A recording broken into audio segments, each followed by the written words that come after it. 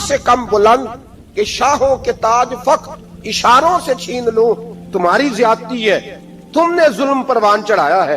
جب تم چودھری کے کہنے پر، MNA کے کہنے پہ راضی ہو جاتے ہو، تم انصاف ہونے نہیں دیتے، ڈٹنا سیکھو، کھڑے ہونا سیکھو۔ جب اسے کہا نا راضی ہو جا، تو وہ غریب کہنے لگا میں راضی ہو جاؤں اور کل تو کسی اور کو بھی تھپڑ مارے؟ فرمایا جتنی تیرے پاس دولت ہے لا کے قدموں میں رکھ۔ ہم دولتوں کی پرواہ اس لیے نہیں کرتے کہ ہم نے محمد عربی کا چہرہ دیکھا ہوا ہے، اب میری نگاہوں میں جچتا نہیں کوئی، اس لیے کہ جیسے میرے محبوب ہے ویسا نہیں۔ تم اثر لینا چھوڑ دو، تم اثر بڑا لیتے ہو، ہاں تمہارے اوپر چیزیں اثر انداز ہوتی ہیں، اس لیے انصاف نہیں ہوتا۔ ڈٹنا سیکھو، کھڑے ہونا سیکھو۔ جو بھائی ڈٹ جاتا ہے نا وہ بڑے کمال کر جایا کرتا ہے۔ ساری رات مناتا رہا، حضرت عمر سے کہنے لگا وہ نہیں مانتا، تو جناب عمر کہنے لگے پھر تیاری کر لیں، ہم بادشاہ نہیں دیکھیں گے، دولت نہیں دیکھیں گے، ہم رسول اللہ کا دین دیکھیں گے، ہم نبی پاک کا نظام دیکھیں گے۔ وہ بادشاہ رات کو دوڑ گیا، بھاگ گیا، جا کے عیسائی ہو گیا۔ لوگوں نے کہا اتنا قیمتی آدمی عمر نے ضائع کر دیا۔ فرمایا چپ کرو، میں نے کوئی چیز ضائع نہیں کی، میں نے تو اپنے رسول کا دین بچا لیا ہے، کوئی شے ضائع نہیں ہوئی۔ عدل جب تک میں پھر کہوں گا، اس عدل کے نقصان میں ہر آدمی برابر کا شریک ہے۔ ہم عدل ہونے نہیں دیتے، ہم عدل قائم نہیں کرتے، ہمارا تقاضا ہی نہیں کہ عدل ہو، ہم اپنے آپ کو عدل کے لیے پیش ہی نہیں کرتے، مزاج ہی نہیں۔ حضرت علی المرتضیٰ ایک جری انسان تھے، اور وہ علی تھے جن پر انسانیت رشک کرتی، اور مولا علی وہ ہستی تھے کہ میرے مصطفیٰ کریم صلی اللہ تعالی علیہ وسلم نے فرمایا اس کے دیدار کو تو فرشتے بھی آیا کرتے نا، بڑا آدمی۔ اور پھر امیر المومنین خلیفۃ المسلمین حضرت علی، خود مولا علی نے حضرت قاضی شریح کو قاضی بنایا، چیف جسٹس بنایا، اپنے ہاتھوں سے تعیناتی کی۔ حضرت مولا علی رضی اللہ تعالیٰ عنہ کی زرہ گم ہو گئی، کافی دیر گزر گئی تو ایک یہودی کے پاس وہ زرہ آپ کو نظر آئی۔ حضرت علی نے ڈائریکٹ اس سے چھین نہیں لی، حالانکہ امیر المومنین تھے۔ ہمارے ہاں ڈنڈا بھی بڑا چلتا ہے نا، جو طاقتور ہوتا ہے وہ تو تھانے جاتا ہی نہیں، اس کو ضرورت نہیں، اس نے تو بندے رکھے ہوئے ہیں، اس کو تو پتہ ہے کام کیسے لینا ہے۔ لیکن حضرت علی نے آئینی رستہ اختیار کیا، قانونی رستہ۔ قاضی صاحب کی عدالت میں مقدمہ کیا کہ فلاں یہودی کے پاس میری زرہ ہے اور وہ چوری ہو گئی تھی، گر گئی تھی، گم گئی تھی، مجھے دلائی جائے۔ قاضی صاحب نے بلا لیا یہودی کو، امیر المومنین بھی کٹہرے میں۔ قاضی صاحب کہنے لگے اس سے کہ زرہ تیری ہے؟ اس نے کہا جی میرے پاس ہے تو میری ہے۔ قاضی صاحب کہنے لگے حضرت علی سے گواہ آپ کو دینے پڑیں گے کیونکہ مقدمہ آپ نے کیا ہے، اگرچہ وہ امیر المومنین ہے۔ سمجھ ہے بھائیوں کی، سمجھ آ رہی ہے باتوں کی؟ گواہ امیر المومنین آپ نے دینے ہیں کیونکہ مقدمہ آپ نے دائر کیا۔ تو حضرت علی کہنے لگے میرا بیٹا حسن گواہی دے گا کہ میری ہے، اور میرا غلام کمبر گواہی دے گا۔ قاضی صاحب کہنے لگے حضور ان کی گواہی درست تو ہے پر میں نہیں تسلیم کرتا، اس لیے کہ بیٹے تو باپ کے حق میں بولا ہی کرتے ہیں، نوکر تو آقاؤں کے حق میں بولتے ہی ہیں، جائیں کوئی غیر جانبدار بندہ لے کے آئیں جو گواہی دے۔ تو حضرت علی خاموش ہو گئے، کہنے لگے ابھی میرے پاس ایسا کوئی گواہ نہیں۔ قاضی صاحب کہنے لگے چلیں پھر آپ یہودی کو راضی کریں، آپ نے کیوں بلا وجہ گھسیٹا عدالت میں، راضی کریں، انصاف کا تقاضا ہے۔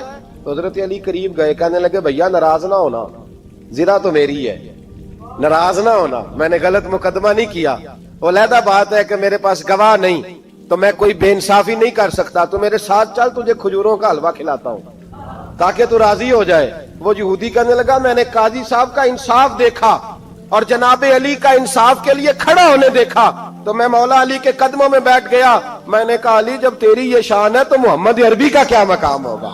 میں نے کلمہ پڑھنا شروع کر دیا۔ دیکھیں نا تقاضا پورا کیا ہے حضرت علی نے۔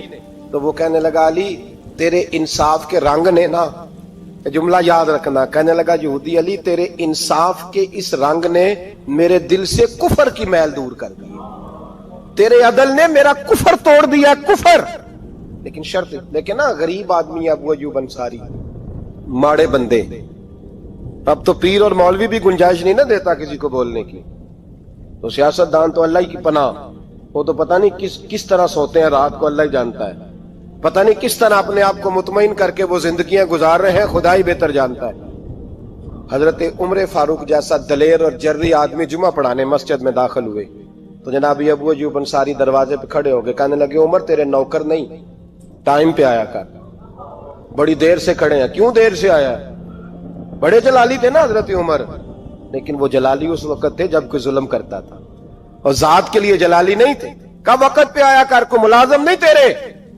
تو سیدنا فاروق اعظم منبر پہ چڑھے اور فرمانے لگے اللہ ابو ایوب انصاری کا بھلا کرے, جب تک اس طرح کے لوگ موجود ہیں کوئی بادشاہ بگڑے گا نہیں, اللہ اس کا بھلا کرے, اس نے میری توجہ صحیح. اور پھر عمر رو پڑے, رو کے فرمانے لگے مسلمانوں معاف کر دو, غلطی کوئی نہیں, میرے پاس کرتا ایک ہی ہے, اور عبداللہ کی ماں نے وہ دھو کے خشک ہونے کو ڈال دیا تھا, غریب ہوں, کرتا دوسرا کوئی نہیں, تو وہ ذرا نا خشک ہونے میں آ کے دیکھ لو ابھی بھی گیلا ہے, مجھے معاف کر دو, میری غلطی نہیں ہے. صحابہ درد کے ساتھ رونے لگے اور کہنے لگے اللہ اس طرح کے حکمران ہمیشہ عطا کرتا رہے. میرے بھائی تو انصاف کا رنگ تو دے, ان تقاضوں کو سمجھنا. یہاں کسی کی جرت ہے بول سکے, طاقت ہے کسی کی, لیکن انہوں نے اپنے آپ کو پیش کیا, سامنے پیش کیا اپنے آپ لوگوں کے سامنے. دو مال غنیمت کی چادریں بانٹ رہی ہیں, سب کو ایک ایک ملی ہے. فاروق اعظم جمعہ پڑھانے آئے تو اسی چادر کا کرتا, اسی کی تامت. لوگ کھڑے ہو گئے, عمر بتا تو نے دو کیوں لی؟ یہ انصاف ہے, یہ عدل ہے, کیوں لی دو؟ حضرت عمر کہنے لگے میرا بیٹا جواب دے گا. عبداللہ بن عمر بولے, کہنے لگے ابا جی کے کپڑے بڑے پرانے ہو گئے تھے, میں نے اپنے حصے کی بھی اپنے ابا جی کو دے دی ہے. دیکھیں نا یہ انصاف میرے نبی پاک نے کیا ہے, صحابہ نے سیکھا ہے. میں اور آپ تیار نہیں, ہم تیار نہیں انصاف کے لیے, ہمارا مزاج نہیں انصاف کا. ہمیں خود بہت سارا آگے پیش ہو کے رنگ دکھانا پڑے گا, اس کے لیے ہماری تیاری نہیں. اس لیے ہم حکمرانوں کو گالی دے کے چپ کر جاتے ہیں, اس لیے ہم وکیلوں کے کہتے ہیں بکتے بڑا ہیں, جج بکتے, یہ باتیں کر کے ہم خاموش ہیں. ہم پیش نہیں کر پا رہے, ابھی تک ہم اپنے آپ کو کھڑا نہیں کر پا رہے کہ ہم سے مطالبہ کرو انصاف کا, کھڑا نہیں. حضرت سیدنا علی المرتضی شیر خدا رضی اللہ تعالیٰ عنہ فرماتے ہیں بدر کے لیے جب جا رہے تھے تو سواری ایک تھی, سوار تین تھے. ایک سواری اور سوار تین. فرماتے ہیں نبی پاک صلی اللہ علیہ وسلم نے فرمایا تین کٹھے نہ بیٹھنا, دو بیٹھے, سواریوں کو تکلیف ہوتی ہے. قربان جاؤں, کیسا رسول دیا ہے جو جانوروں کے حقوق کا بھی خیال فرماتے ہیں صلی اللہ علیہ وسلم. فرمایا دو بیٹھے. حضرت علی کہتے ہیں پہلے میں اور نبی پاک صلی اللہ علیہ وسلم بیٹھے, اور تیسرے ہمارے ساتھ ابو درداء رضی اللہ تعالیٰ عنہ. فرماتے ہیں جا رہے تھے بدر کے لیے, پہلے میں اور حضور بیٹھے, پھر نبی پاک اور ابو درداء بیٹھے. فرماتے ہیں پھر نمبر لگ گیا میرا اور ابو درداء کا, اور مصطفیٰ نے گھوڑے کی لگام تھامی تو حضرت ابو درداء تڑپ اٹھے, کہنے لگے علی نہ طبیعت مانتی ہے, نہ ادب مانتا ہے, نہ عشق مانتا ہے, تو اس طرح کر, میں تو چھوٹا ہوں, آپ کہیے رسول پاک سے, آپ ہر لحاظ سے بڑے ہیں, آپ عرض کیجئے کہ حضور نہ ادب مانتا ہے, نہ عشق مانتا ہے, نہ پیار مانتا ہے, نہ تقاضا ہے, مہربانی کرے آ جائیں. حضرت علی ہاتھ باندھ کے عرض کرنے لگے محبوبہ ٹھیک ہے باری آپ کی پیدل چلنے کی ہے, پر مہربانی کریں, ادب پیار اور محبت مجبور کر رہی ہے. تو حضور نے فرمایا علی چپ کر, میں عدل نہیں کروں گا تو لوگ عدل سیکھیں گے کیسے؟ اگر میں عدل نہیں کروں گا تو قوم سیکھے گی کیسے؟ مجھے عدل کرنے دے, انصاف کرنے دے. فرمایا چلنے دے مجھے پیدل, کچھ نہیں ہوتا. تقاضا عدل جب تک پورا نہیں ہوتا, آپ یقین کریں میرے صاحب کہا کرتے تھے میں عدالت کو عدالت نہیں کہتا, کچہری کہتا ہوں, اس لیے کہ عدالت وہ ہوتی ہے جہاں عدل ہوتا ہے. یہاں تو حال یہ ہے, بتائیے وکیل کو نہیں پتا ہوتا کہ جو میرے پاس آیا یہ غلط آدمی ہے, وہ اس کی حمایت کرتا ہے کہ نہیں, اس کے ساتھ چلتا ہے کہ نہیں, جھوٹ کے ساتھ آخر تک لڑتا ہے کہ نہیں لڑتا.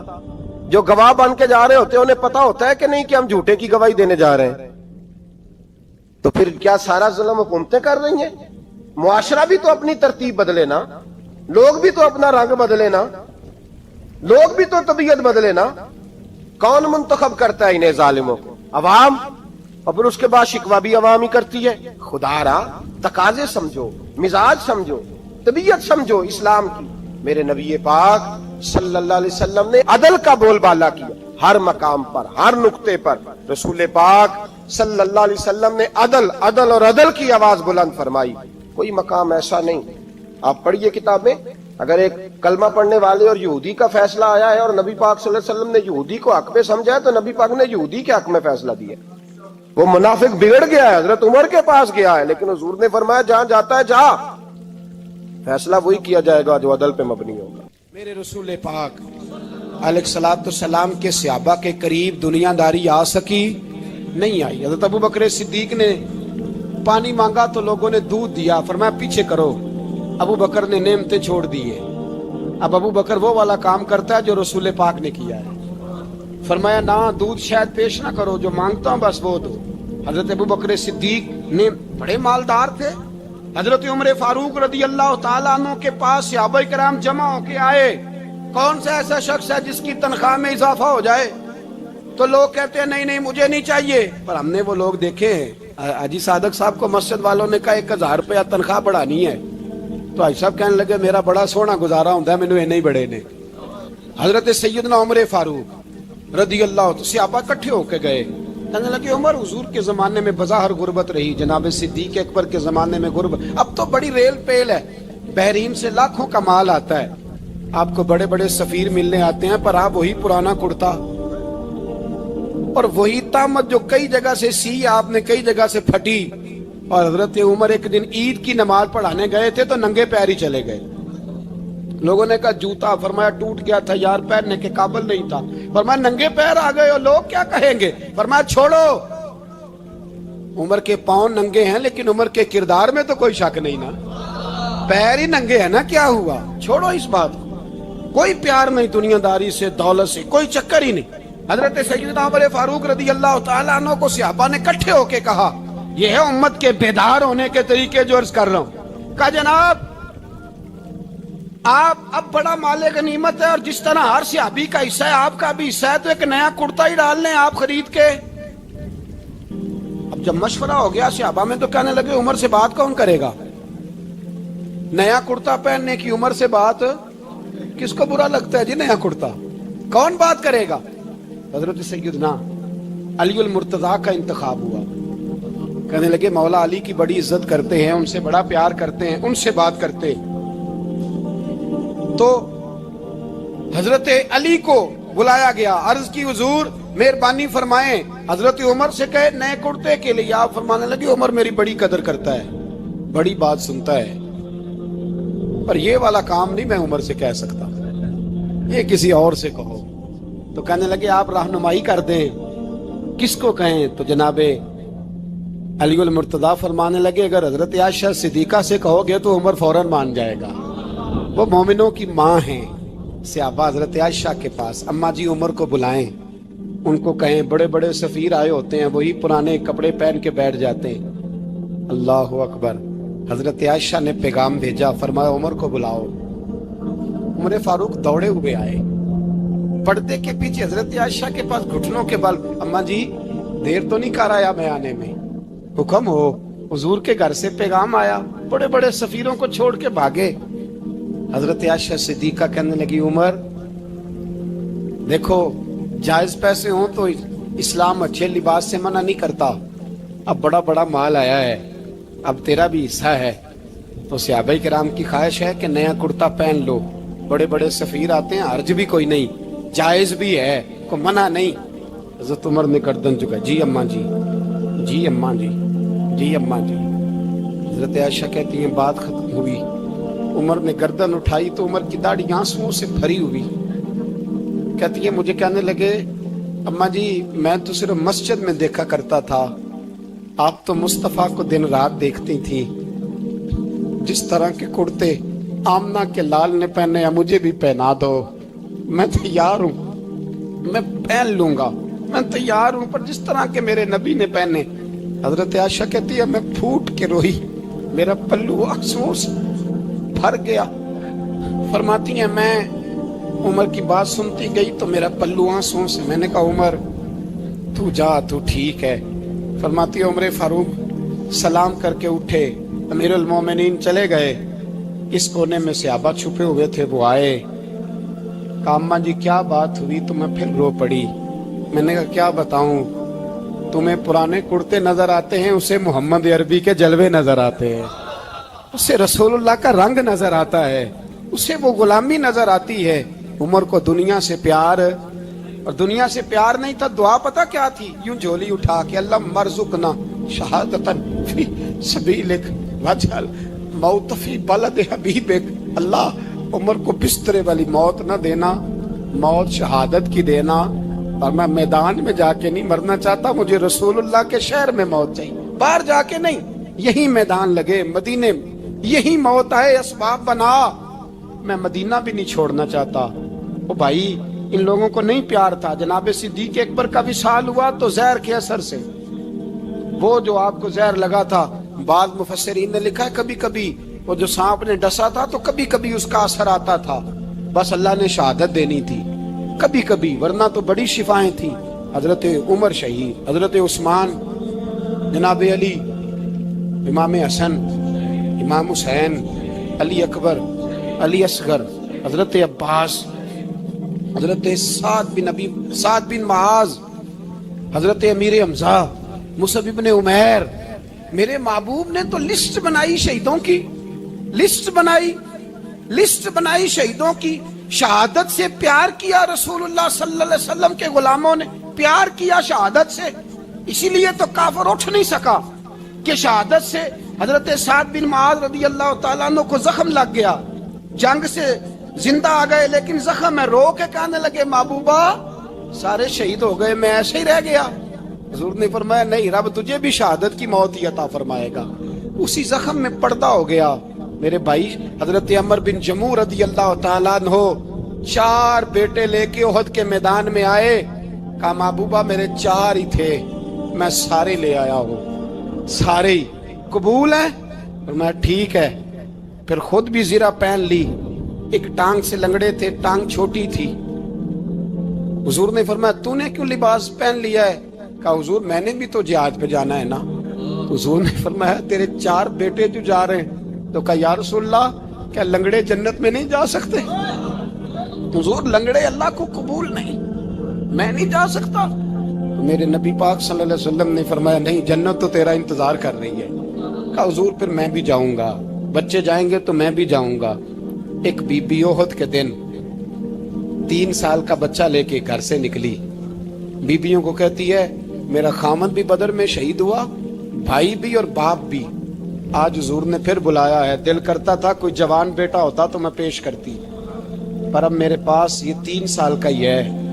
بچہ لیا مدینے میں، مسجد نبوی میں.